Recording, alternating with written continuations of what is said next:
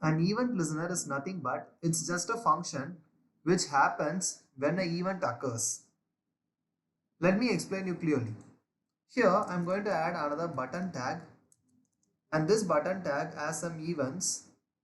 So let me use an event which is called on click. So on click is an event. Whenever this button gets clicked, this function will get happen. And here what I'm going to do is I'm writing an anonymous function, an anonymous arrow function. So this is the anonymous arrow function. This is a ES6 JavaScript syntax. And here what I'm going to do is I'm going to update that state. I can update the state by using this function. So let me show you how to do that.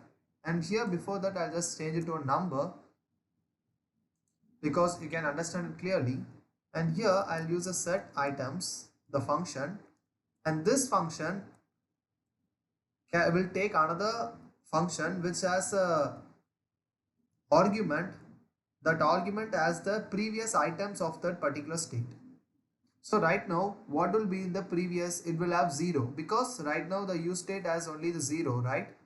And here it's another function, and here I can write another arrow function, and here I can just return previous value plus 1. So it's a single line return, so we can just neglect the return and we can just do like this, and I'll close the button tag, and here I'll just give a name as click.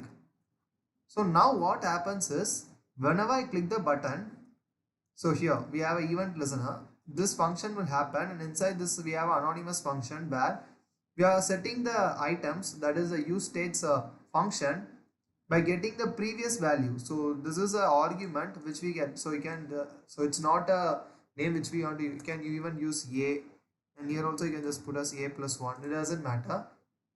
So this is also an arrow function.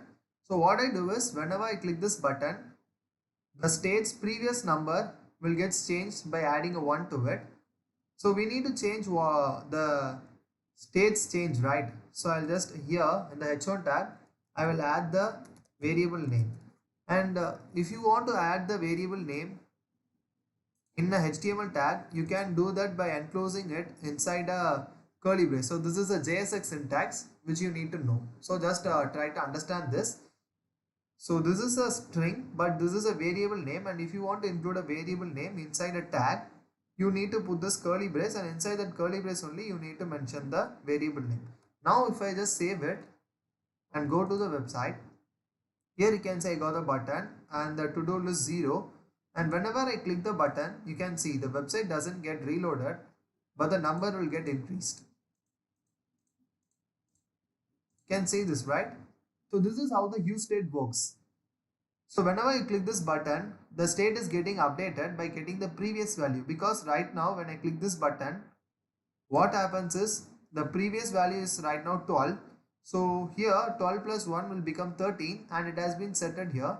And when in the to-do list items also, the variable name, it will get automatically updated. That is how the use state works. So you can see now 13. This is how the use state works in a really simple manner. I just gave you a small example. In the next lesson we will just go back to our project.